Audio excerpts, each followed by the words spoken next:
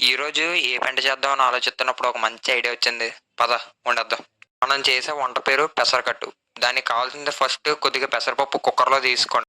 Next దాన్ని తీసుకున్న తర్వాత ఒక 2-3 టైమ్స్ బాగా వాష్ చేసి పెట్టుకున్న పెసరపప్పులో కొద్దిగా వాటర్ ఏసి, కొద్దిగా ఆయిల్ ఏసుకొని, ఒక టేబుల్ స్పూను పసుపేసి పెట్టుకోండి. ఇయన్నీ ఏసాక మన కుక్కర్‌ని యుద్ధానికి సిద్ధం చేయండి.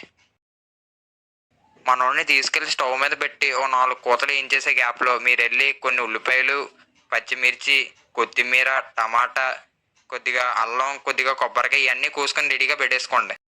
ఈసారి కట్ చేసిన అల్లంని, కొద్దిగా కొబ్బరికాయ ఉంది కదా! ఆ రెండిటిని బాగా మిక్సీ చేసేయండి. మీరు ఇయన్నీ చేసే గ్యాప్‌లో మనోడు 4 కూతలు అయిపోతాయి. ఎళ్లి ఆడిని స్టవ్ మీద నుండి దించేసి, అందులో కొద్దిగా వాటర్ కలిపేసుకొని, ఇంతసేపు మీరు కోసి పెట్టుకున్న వెజిటబుల్స్ అన్నీ అందులో ఒక్కొక్కటి ఏసేసుకోండి. ఒక 2 టేబుల్ స్పూన్లు ఉప్పు కూడా ఏసుకోండి. మళ్ళీ చెప్పలేదంటారు. గిన్నెలో కొన్ని ఎల్లుల్లిపాయలు, కొన్ని ఎండుమిర్చి, కొద్దిగా కరివేపాకు, కొద్దిగా జీలకర్ర ఏసి బాగా ఫ్రై చేసుకోండి. మనం పోపులన్నిటిని ఫ్రై చేసిన తర్వాత అందులోకి ఇందాక మనం వండుకున్న కర్రీని ఏసుకుందాం. నిమ్మకాయ, కొద్దిగా నెయ్యి ఏసుకొని బాగా కలిపండి. అంతే, మనం అనుకున్న పెసరకట్టు రెడీ. ఈసారి వేడి వేడిగా మంచి అన్నంలో ఏసుకొని దీన్ని తింటే ఉంటదండి ఇంకా.